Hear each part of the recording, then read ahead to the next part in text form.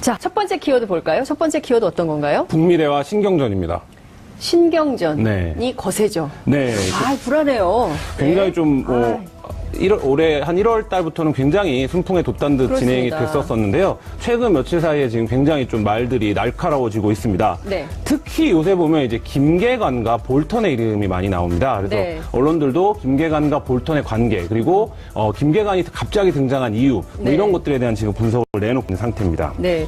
김계관 부상이 저하고 인연이 좀 있습니다. 아, 그러신가요? 2005년 9.19 공동성명 때 네. 제가 베이징 네. 샤오드 공항에서 네. 그를 촬영하고 있었어요. 아, 그렇군요. 네, 작은 디지털 네. 카메라로. 네. 근데 제가 찍는 거를 AP통신 기자가 찍었어요. 제가 그때 이제 임신 중이었거든요. 아. 네. 그거를 야후닷컴이 실었습니다. 열혈 취재. 네. 한국 언론에. 아니, 그게 아니라 제가 네. 카메라가 너무 작아가지고 눈에 띄었던 것이 지금 아닌가. 말씀하신 예. 것처럼 이제 2005년도에도 김계관 그 부상이 네. 그 대화의 중심이었죠. 김계관 맞습니다. 부상은 9.19 공동성명의 네. 산파 네. 역할을 했었던 김계관 분이죠. 국제외교가에서 이제 김계관 부상을 상징하는 말이 네. 행동 대 행동 원칙입니다. 네, 말 대 말, 행동 대 행동. 네, 요 원칙. 굉장히 세게 주장을 네. 했죠. 그래서 이분은 이른바 이제 북한의 협상 전술인 살라미 전술, 그러니까 네. 폐기 과정을 잘게 쪼개서 그렇죠. 그 매 살라미 국면에서 전술. 예. 이제 어떤 북한의 이익을 극대화하는 방식의 협상, 뭐 단계적 동시적 조치, 각한 접근법 네. 이런 것들로 굉장히 좀 북한 외교가의 상징적인 인물이에요. 근데 1월부터 최근까지는 이 김계관 부상의 이름이 거의 등장하지 않았었죠. 그렇습니다. 그러니까 지금까지의 국면을는 김정은 위원장이 직접 주도를 했고, 그다음에 지금까지 알려지지 않았던 정상국가 북한을 좀 상징할 수 있는 인물들, 뭐 네. 김여정이라든지, 그렇습니다. 뭐 현송월이라든지, 예. 뭐 이런 이제 인물들이 전면에 나섰었는데 다시 이제 북미 직접 대화를 앞두고 김계관 부상이 나오면서, 김계관 부상은 한 10년 가까이 지금 북한의 그렇습니다. 육자회담부터 북한의 모든 외교적 협상을 이끌어왔던 인물이거든요. 근데 미국 입장에서는 굉장히 좀 껄끄러운 인물인데 이 인물 명의로 지금 성명이 나온 것으로 이 말의 전쟁이 조금 날카로워지고 있습니다. 네. 근데 사실 그 볼튼하고도 악연이 있기도 하죠. 9.19 당시에 이제 그 방코델타 아시아은행 네. 계좌 동결 조치할 때 그때부터 시작해서 어쨌든 그 갑자기 의외의 인물이 등장을 하긴 했지만 북한의 경우에는 외교면 외교, 남북관계면 남북관계 한 30년씩 하기 때문에요. 네. 상당한 전문성을 갖춘 사람들입니다. 우리하고 좀 달라요. 정권 그렇죠. 교체가 되면 완전히 새로운 사람이 나타나서 옛날에 뭐 하던 사람인지 모르거든요. 근데 이제 계속 그 역사를 따라온 사람이기 때문에 어쨌든 북한의 외교 전술상 필요한 메시지가 있었기 때문에 김계관 부상의 개인 명의의 성명이 나온 게 아닌가 싶은 생각이 좀 드는데 국내 보도에서는 악마는 디테일에 있는 게 아니라 악마는 김계관이다 이런 보도도 나왔습니까? 네, 중앙일보가 오늘 제목을 그렇게 쓴 보도를 냈는데요. 네. 미국 정부 관계자들이 지금 요새 악마는 디테일이 아니라 김계관에 있다 이런 말들을 많이 한다는 겁니다. 네. 뭐 미국 관계자들이 입을 모아는 소리다 이렇게 보도를 했는데요. 네. 미국 입장에서 김계관의 협상, 그러니까 김계관과 했던 협상은 불충분한 협상이다 이런 인식이 좀 있습니다. 방금 말씀하셨진 그 마카오 은행 BDA에 대한 네. 뭐 금융제재 해제나 뭐 이런 부분들에서 김계관에게 좀 말렸던 적이 간단히 얘기하면 미국이 있는 거죠. 네. 그리고 그 당시에 미국 쪽 카운터 파트너가 바로 볼턴 차관이었습니다. 볼턴이었죠. 예. 그러니까 말씀하신 대로 미국도 공화당 그 정부에서 네. 대북 전략을 하는 분들이 지금 다시 그렇죠. 나오는 분들이, 예. 우리가 이분들을 흔히 뭐 폼페오나 볼턴, 그러니까 폼페오는 조금 다릅니다만 예. 좀 네오콘이다 이렇게 부르지 그렇죠. 않습니까? 강경파. 예, 강경파.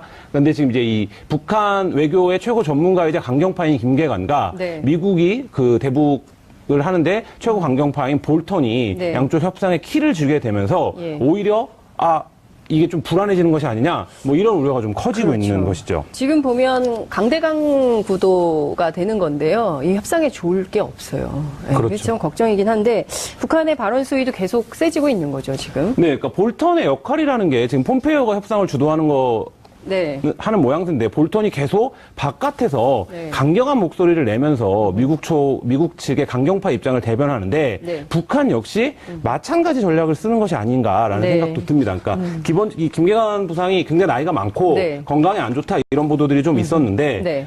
등장하게 되면서 북한도 김계관 부상의 입을 통해서 좀 강경한 발언을 내렸고 네. 이런 상황에서 지금 이 북미 대화 그리고 남북 대화를 제일 못마땅하게 보는 나라가 있지 않습니까? 일본. 네. 예. 일본, 그러니까 저편패싱이라는 말을 예. 일본 내에서도 지금 국무원이 네. 쓰고 그걸 극복하려는 모습을 보이는데 극복이 잘 안 되고 있는 상황인데 그러니까요. 일본에서는 이 상황을 이용해서 굉장히 좀 지금의 한반도 정세를 좀 흔드는 네. 이런 전망과 보도들도 많이 나오고 있습니다.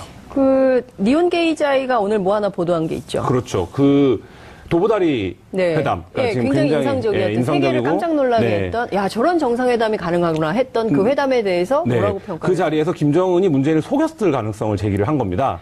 아 김정은 위원장이 네. 문재인 대통령을 속였다. 네, 왜 그러니까 근거는 뭐냐면 그 공식회담의 경우에 모든 것이 다 기록으로 남는데 이 도보다리 회담 같은 경우에는 네. 둘만의 만남이기 때문에 공식적인 기록이 남지 않을 수 있는 상황에서 네. 그 김정은 위원장이 지키지 못할 약속을 하고 네. 이 부분을 이용해서 지렛대로 삼아서 지금 무리한 것들을 하고 있는 것이 아니냐 이런 시각으로 이제 바라보는 거죠. 그 협상 자체를. 근데 이거는 두 가지 측면이 있는 것 같아요. 일본은 지금 남북 협상의 직접적인 전개 과정에서 사실상 소외되어 있기 때문에 그렇죠. 그 연락을 받아야 받아야 상황을 파악할 수 있는 정도의 그렇죠. 위치예요. 예. 그러니까 그 부분에 대한 어떤 신경질 이런 것들이 좀 깔려 있는 게 아닌가. 아니, 굉장히 궁금한데 네. 니혼게이자의 신문이 취재한 거예요?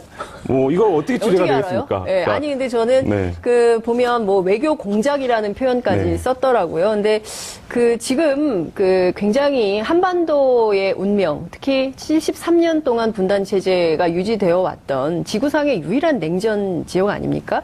이 지역에 화해와 평화의 무드가 생기고 있는데 사실 확인도 안 하고 일본 언론 본인들의 보도 간만 중에 가지고 이렇게 네. 외교 공작이다. 그러면 우리나라 대통령이 북한의 김정은 위원장에게 공작 대상이었다 이런 겁니까? 그런 걸 버젓이 이렇게 유수한 언론이 검증 없이 막 보도해도 되는 건가요? 일본 언론의 대북 보도, 뭐 국내 언론들도 북한 관련 보도에서 과거에 그런 모습들이 좀 있었는데, 옛날에 그랬죠. 예, 넘겨짚거나 혹은 네. 있지 않은 사실들을 예. 추론해서 그럴싸하게 그렇죠. 쓰는 뭐 예. 이런 형태의 보도들이 있었는데 이 보도가 전형적으로 좀 그런 보도로 보입니다. 이 도보다리 회담이 네. 지금 말하자면 북한이 한국 정부를 조정해서 미국의 양보를 얻어내고 네. 뭐 이런 과정들을 하기 위한 어떤 공작이었다 이런 시선이 네. 깔려 있는 건데요. 근데 전혀 확인되거나 이 부분이 뭐 확인될 수 있는 성질의 문제도 아니고 지금 국면은 전혀 그런 국면이 아닌데. 네. 일본에서 그렇게 국면을 보고 싶은 어떤 네. 바램 같은 것들이 지금 그러니까요. 깔려 있는 것 같습니다. 지금 보면 일본이 미국에 상당히 공을 들이지 않았습니까? 그렇죠. 강력한 미일 동맹 속에서 한국을 끌어들여 가지고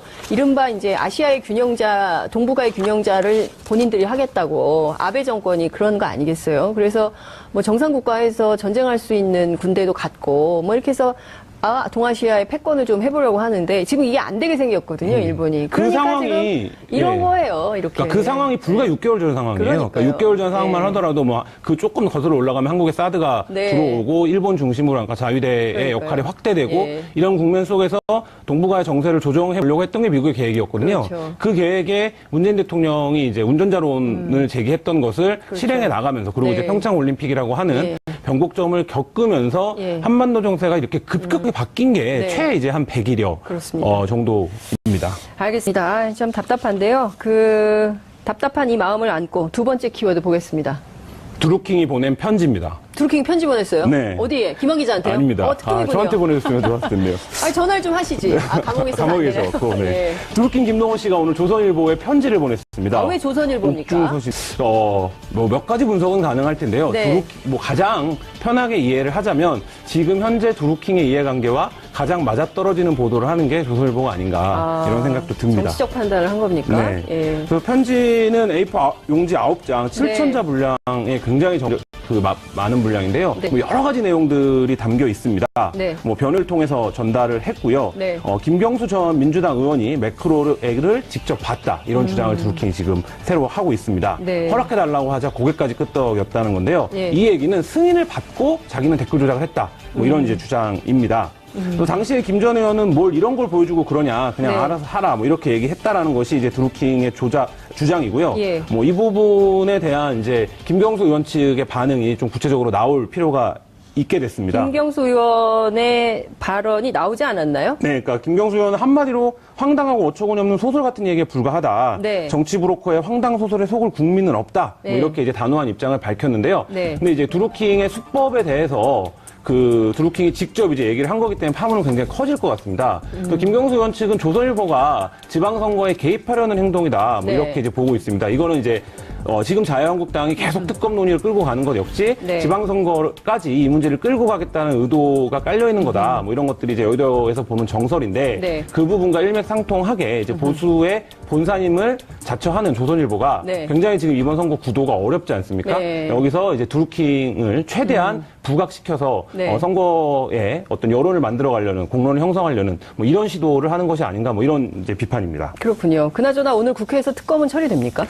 현실적으로 뭐 아직 시간은 남아 있습니다만, 추경과 특검. 네, 네. 어려울 것 같은데요. 예, 어려울 것 같아요. 네, 일단은 이 키를 네. 민주당이나 자유한국당이 쥐고 있는 게 아니라 민주평화당이 쥐고 있습니다. 그러니까요. 네, 그래서 이제 이 민주평화당인데 오늘 5월 18일 날 이걸 처리하는 게 기본적으로 적절하지 않다라는 입장이기 때문에 네. 뭐 날짜를 둘러싼 그러니까 뭐 굳이 오늘 처리 안 해도 21일 날도 처리할 수 있다. 이게 네. 이런 입장이 이제 민평당의 입장이기 때문에. 오전에 이제 추념식을 했기 때문에 네. 저녁엔 할 수 있는 거 아니겠어요? 그래서 뭐 저녁 9시까지 민주당은 네. 좀 지켜보겠다 아하. 이런 입장인데요. 이 특검의 범위와 규모를 놓고도 지금 상당한 신경전들이 있기 때문에 뭐 실무적으로는 상당히 좁혀졌다라는 얘기도 나오고 있는데 네. 여전히 이제 자유한국당 쪽에서는 문재인, 대선, 김경수 이런 키워드들이 들어가야 된다. 근데 지금 어쨌든 정말 새로운 국면이 물론 정치인들 입장에서야 당면한 선거가 정말 중요하겠지만 그래도 이렇게 여러 가지로 민생 현안이 있고 남북 관계가 위중한 상황에서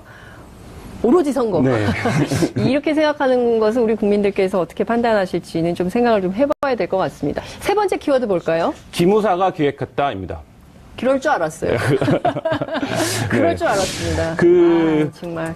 지난 이제 이명박 정부, 박근혜 정부를 관통하는 보수단체 지원, 네. 이거를 기획했던 최초로 캐스팅, 보수단체를 캐스팅하자 네. 이렇게 주장했던 데가 이제 기무사라는 한겨레, 기획사군요, 기획사. 네, 그렇죠. 예. 한겨레 단독 보도인데요. 네. 이철희 더불어민주당 의원을 통해서 기무사가 작성한 보수단체 지원 활용 방안 문건을 확보를 했습니다. 네. 이 문건은 이명박 정부 아주 초기에 작성이 됐는데요. 그러니까 다른 국정원이라든지 다른 이제 국기관들이 보수단체 지원을 모의하기 전에 네. 이미 이제 기무사가 가장 예. 먼저 이 보수단체 동원을 제안을 했다는 겁니다. 예비역이나 보수단체를 동원하자라는 얘기가 있고요. 네. 그러니까 예비역에게 이 뉴스레터를 발송하면 3.7만 명이 보게 된다. 그러니까 예비역한테 3만 7천 명이 볼 수 있게 3만 7천 명이. 한다. 그러니까 일방적으로 그걸 발송하자. 그다음에 예. 이게 재밌는데요. 2단계가 있습니다. 이게 3단계로 나눠져 있습니다. 예, 동원 예, 계획이. 예. 근데 2단계 동원 계획이 예. 활동력을 구비한 단체 동원인데 여기에 이제 네. 13,000명 뭐 이들을 동원하면 기선 제압과 질서 유지를 할 수 있다. 뭐 이런 얘기인데 질서 유지요? 네. 그러니까 13,000 왜 군복 입고 우리가 지난 10년 동안 보면 예, 나왔던 군복. 분들 많이 봤잖아요. 예, 예. 그러니까 그 베트남전 예, 파병 그렇죠. 했던 새마을 분들이나. 모자 쓰고 네, 네. 군복 입고 네. 태극기 흔들고 네. 예. 그런 분들을 이제 동원하자 집회에 뭐 이런 이제 그걸 계획도 기무사가 기획을 했다는 거예요? 그리고 이제 맞불 집회를 할 수 있다. 한 10만 명 규모의. 그래서 네. 우리가 뭐 예를 들면 광화문에서 집회를 하고 있을 때 서울역 같은 데서 보수단체들이 맞불 집회 집회를 많이 했어요. 한다든지 뭐 예. 이런 것들을 이 기획에 따라서 진행을 했던 것으로 보입니다. 2008년이에요. 2008년 9월 19일 청와대에 보낸 주간 보고가 네. 이제 첫 보고인 것 같은데 그러면 2007년 대선하고 정권 초기 그러니까 첫 해 그냥 이런 계획을 세웠다는 건가요? 그러니까 2008년 여름, 초여름이 뭐 어떤 국면인지 기억나시죠? 미국산 쇠고기 네. 촛불 집회가 있었죠. 네, 그렇습니다. 예. 그 이명박 정부가 출범하자마자 한 3개월 정도 후에 네. 광우병 쇠고기 수입을 둘러싼 그렇죠. 논쟁이 벌어졌는데 보수단체 제가 여기서도 말씀드린 적 있지만 이제 국정원도 그렇고 네. 이 광우병 쇠고기 집회를 계기로 이런 각성들을 하기 시작해요. 그러니까 그래서 우리가 이런 것에 대응하기 위한 조직적인 체계를 갖출 필요가 있다. 그래서 그게 여론 대응, 광장 대응, 그다음에 이제 포털 대응 뭐 이런 식으로 나눠져서 대응이 시작되는데 그 기획을 기무사가 했다. 이 이제 문건입니다. 이 기획의 원조는 기무사다. 네. 그런 거네요. 아니, 국민들이 미국산 쇠고기 이 수입 반대에 대해서 촛불을 들고 그때 여중생들이 제일 많이 나왔었지 네. 않습니까? 그러면 국민들이 왜 그렇게 비판하고 반대하는가를 찾아봐야지. 비판하는 보도했던 PD수첩에 재갈 물리고 이렇게 나온 시민들을 이게 맞불 작전으로 네. 하려고 했다는 것 자체 정말 기야말로 옳으시다 생각이 좀 이때 듭니다. 보면 기무사가 사실상 지금의 원형이 되는 거를 한 5, 6개월 사이에 다 기획을 했던 걸로 네. 보이는데요. 보면 2008년 6월에 온라인상에 친정부 여론을 조성할 수 있는 비노출 특수팀을 운영해야 된다고 청와대에 제안을 합니다. 네. 그러니까 이 비노출 특수팀이 뭐 뭐예요? 우리가 들었던 네. 국정원에서 운영했던 심리전단도 포함이 될 것이고요. 그다음에 그 전에 있었던 민간인들이 예. 했던 알파팀 같은 비선 민간 조직들이 네. 될 거고요. 그리고 다시 3개월 후에 후인 9월 달에는 예비역 보수단체 육성안을 네. 내놓습니다. 그 예비역 보수단체 육성안은 뭐냐면 비영리 민간단체 자격을 부여하고 이들을 우선 지원해야 된다는 네. 거예요. 그러니까 그 이전에 있었던 시민단체 지원이 정상적으로 시민단체 활동을 하던 단체들에 대한 지원이었다면 이때부터 본격적으로 보수단체를 중심으로 한 육성, 그러니까 네. 그 정부의 친정부적인 단체 육성이 이루어지고요. 네. 다시 3개월 후인 1월 달에는 좌파 세력이 이 시민들을 좌파 세력으로 규정을 한 겁니다. 네. 2012년 체제의 전복을 목표로 활동하고 있다 이 얘기를 해요. 이거 뭐냐면 2012년은 아직 도래하지 않은 때잖아요. 네, 대선이 있던 있죠. 때인데 바로 이때부터 말하자면 보수 정권의 이양 계획까지 이미 기무사가 세웠다라는 것으로 지금 추정해 볼 수 있습니다. 대단들 합니다. 대한민국 민주주의 시계를 그냥 마음대로 네. 거꾸로 돌리려고 했었군요. 오늘 말씀 여기까지 듣겠습니다. 이명박 전 대통령에 대한 재판 인기가 없다면서요? 네, 뭐 방청 신청이 미달돼갖고 박근혜 알겠습니다. 정부 때는 7대 1이었는데 0.73대 1, 뭐 이 정도. 그렇군요. 다 가셔도 되겠습니다. 자, 오늘 말씀 여기까지 듣죠. 고맙습니다. 네, 감사합니다. 이 아니라 김계관에 있다 이런 말들을 많이 한다는 겁니다. 네. 뭐 미국 관계자들이 입을 모아는 소리다 이렇게 보도를 했는데요. 네. 미국 입장에서 김계관의 협상, 그러니까 김계관과 했던 협상은 불충분한 협상이다 이런 인식이 좀 있습니다. 방금 말씀하셨진 그 마카오 은행 BDA에 대한 네. 뭐 금융제재 해제나 뭐 이런 부분들에서 김계관에게 좀 말렸던 적이 간단히 얘기하면 미국이 있는 거죠. 네. 그리고 그 당시에 미국 쪽 카운터 파트너가 바로 볼턴 차관이었습니다. 볼턴이었죠. 예. 그러니까 말씀하신 대로 미국도 공화당 그 정부에서 네. 대북 전략을 하는 분들이 지금 다시 그렇죠. 나오는 분들이 예. 우리가 이분들을 흔히 뭐 폼페오나 볼턴, 그러니까 폼페오는 조금 다릅니다만 예. 좀 네오콘이다 이렇게 부르지 그렇죠. 않습니까? 강경파. 예, 강경파. 그런데 지금 이제 이 북한 외교의 최고 전문가이자 강경파인 김계관과 네. 미국이 그 대북을 하는데 최고 강경파인 볼턴이 네. 양쪽 협상에 키를 주게 되면서 예. 오히려 이게 좀 불안해지는 것이 아니냐 뭐 이런 우려가 좀 커지고 그렇죠. 있는 것이죠. 지금 보면 강대강 구도가 되는 건데요. 이 협상에 좋을 게 없어요. 네, 그렇죠. 그게 좀 걱정이긴 한데 북한의 발언 수위도 계속 세지고 있는 거죠, 지금. 네, 그러니까 볼턴의 역할이라는 게 지금 폼페이오가 협상을 주도하는 거 네. 하는 모양새인데 볼턴이 계속 바깥에서 네. 강경한 목소리를 내면서 미국 측의 강경파 입장을 대변하는데 네. 북한 역시 마찬가지 전략을 쓰는 것이 아닌가라는 네. 생각도 듭니다. 그러니까 이 김계관 부상이 굉장히 나이가 많고 네. 건강에 안 좋다 이런 보도들이 좀 있었는데 네.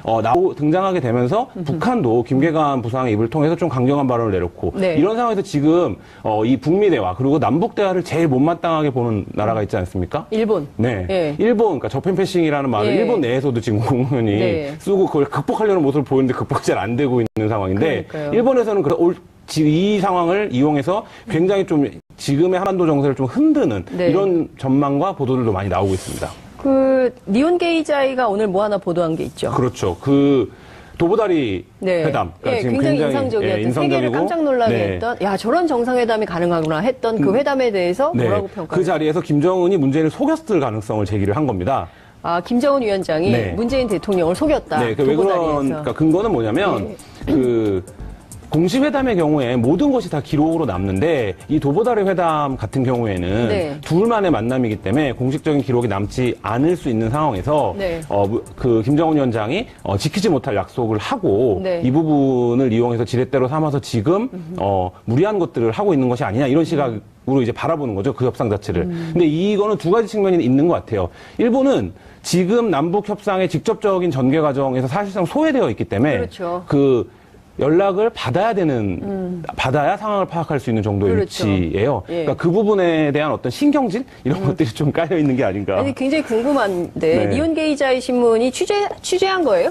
이걸 어떻게 취재가 어떻게 알아요? 되겠습니까? 네, 그러니까 아니 근데 저는 네. 그 보면 뭐 외교 공작이라는 표현까지 네. 썼더라고요. 근데 그 지금 그 굉장히 한반도의 운명, 특히 73년 동안 분단 체제가 유지되어 왔던 지구상의 유일한 냉전 지역 아닙니까?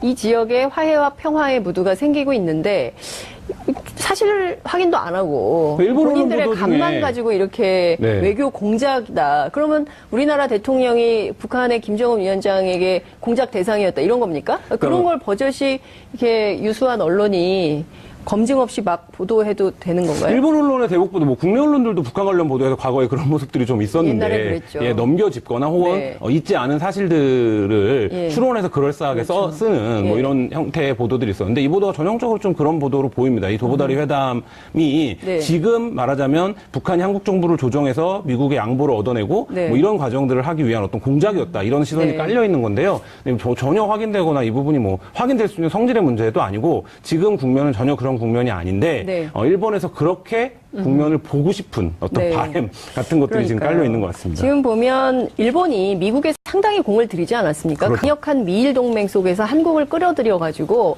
이른바 이제 아시아의 균형자, 동북아의 균형자를 본인들이 하겠다고 아베 정권이 그런 거 아니겠어요? 그래서 뭐 정상 국가에서 전쟁할 수 있는 군대도 갖고 뭐 이렇게 해서 동아시아의 자, 첫 번째 키워드 볼까요? 첫 번째 키워드 어떤 건가요? 북미 대화 신경전입니다. 신경전이 네. 거세죠. 네. 아, 불안해요. 굉장히 네. 좀, 올해 한 1월 달부터는 굉장히 순풍에 돋단 듯 그렇습니다. 진행이 됐었었는데요. 최근 며칠 사이에 지금 굉장히 좀 말들이 날카로워지고 있습니다. 네. 특히 요새 보면 이제 김계관과 볼턴의 이름이 많이 나옵니다. 그래서 네. 언론들도 김계관과 볼턴의 관계 그리고 김계관이 갑자기 등장한 이유 뭐 네. 이런 것들에 대한 지금 분석을 내놓고 있는 상태입니다. 네. 김계관 부상이 저하고 인연이 좀 있습니다. 아, 그러신가요? 2005년 9.19 공동성명 때 네. 제가 베이징 네. 샤오도 공항에서 네. 그를 촬영하고 있었어요. 아, 그렇군요. 작은 디지털 네. 카메라로. 네. 근데 제가 찍는 거를 AP통신 기자가 찍었어요. 제가 그때 이제 임신 중이었거든요. 아. 네. 그거를 야후닷컴이 실었습니다. 열혈 취재.